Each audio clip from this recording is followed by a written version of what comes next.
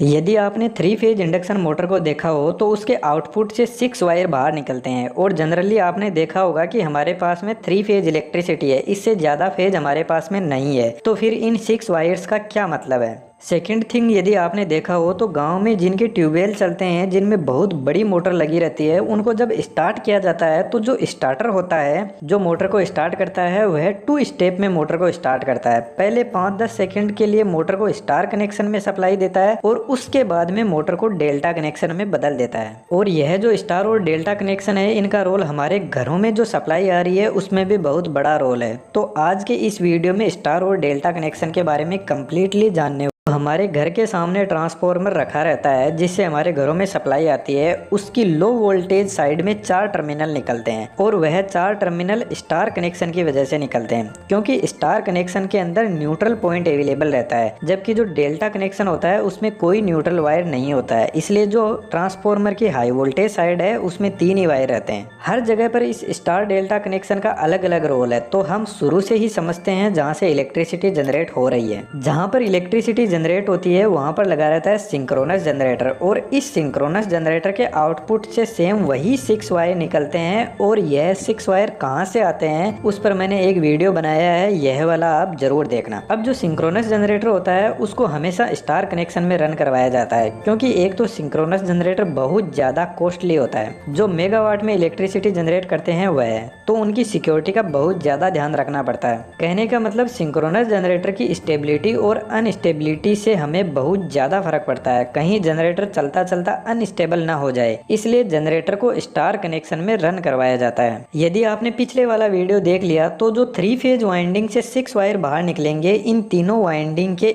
एक एक वायर को लेकर ज्वाइंट कर देंगे और बाकी बचे 3 वायर को कहेंगे RYB फेज। और यह जो तीनों वाइंडिंग का कॉमन वायर है यह बन जाएगा न्यूट्रल वायर। अब यह इलेक्ट्रिसिटी ट्रेवल करके आती है हमारे गली वाले ट्रांसफार्मर के पास। इस ट्रांसफार्मर की हाई वोल्टेज साइड डेल्टा में रहेगी और लो वोल्टेज साइड रहेगी स्टार कनेक्शन में। जो स्टार कनेक्शन होता है उसको डायग्राम से इस तरीके से रिप्रेजेंट करते हैं, और यह इनका कॉमन पॉइंट हो गया न्यूट्रल वायर, और यह तीनों RYB फेज है। अब यहाँ पर 2 वोल्टेज होते हैं, एक तो लाइन टू लाइन वोल्टेज और दूसरा फेज वोल्टेज। जब 2 फेज के बीच में वोल्टेज को मेजर किया जाता है तो बोलेंगे लाइन टू लाइन वोल्टेज। जैसे R और B फेज का वोल्टेज होगा लाइन टू लाइन वोल्टेज, और यदि R फेज और न्यूट्रल पॉइंट के बीच में वोल्टेज देखेंगे तो यह हो जाएगा फेज वोल्टेज। अब स्टार कनेक्शन के अंदर जो फेज वोल्टेज होता है वह जो लाइन टू लाइन वोल्टेज होता है उसका डिवाइडेड बाय √3 होता है। थोड़ा आसान भाषा में समझते हैं, जैसे यह R और Y फेज है, इन दोनों में यदि आप वोल्टेज मेजर करोगे तो आपको मिलेगा 440 वोल्ट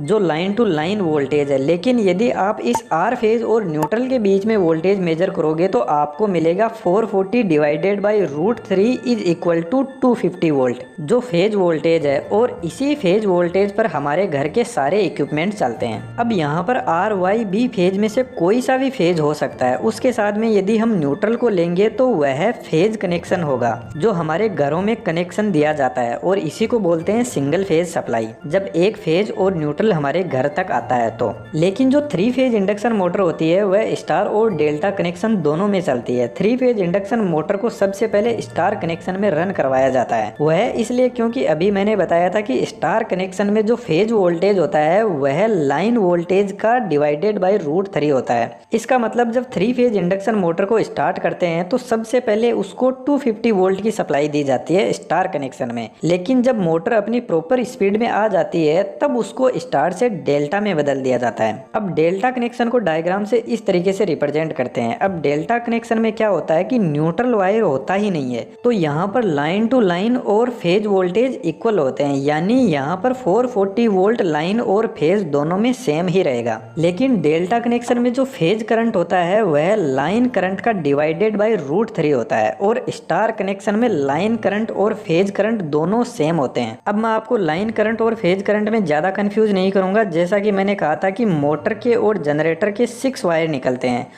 तो इस डेल्टा कनेक्शन में आप ऊपर की तरफ देखोगे तो यहाँ पर दो फेज आकर आपस में जुड़ रहे हैं। तो जो दोनों फेज का करंट होगा इस आर के पास में वह सिर्फ आर और वाई फेज का करंट है, जिसको लाइन टू लाइन करंट बोलेंगे, उससे डिवाइडेड बाय √3 होगा। अब यदि आपको यह समझ नहीं आया तो आप ज्वाइन बटन से आप ज्वाइन कर सकते हो। सबसे सस्ते वाले प्लान से मैं आपको इन डिटेल में समझा दूंगा, क्योंकि यहाँ पर मैं समझाने बैठूंगा तो बहुत टाइम लग जाएगा और यह बहुत ज़्यादा टेक्निकल भी है। अब मैं आपको यहाँ पर एक बात और बता देता हूँ, कभी इंडक्शन मोटर में ऐसा भी होता है कि 3 phase induction motor reverse direction में घूमने लग जाती है। तो यह जो स्टार कनेक्शन है इसमें आप तीनों फेज देख रहे हो, आर वाई बी फेज, यह कोई भी मोटर के लिए करेक्ट फेज सीक्वेंस है। अब यदि आपकी मोटर रिवर्स डायरेक्शन में चल रही है तो उस मोटर का phase sequence R B Y है। तो आपको आर फेज को तो बिल्कुल भी चेंज नहीं करना है, सिर्फ बी और वाई फेज को चेंज करना है और मोटर राइट डायरेक्शन में घूमने लग जाएगी। अब बात आती है इनको पहचानोगे कैसे। आर का मतलब होता है रेड, बी का मतलब ब्लू, वाई का मतलब येलो, और इन तीनों वायर पर यही कलर होते हैं।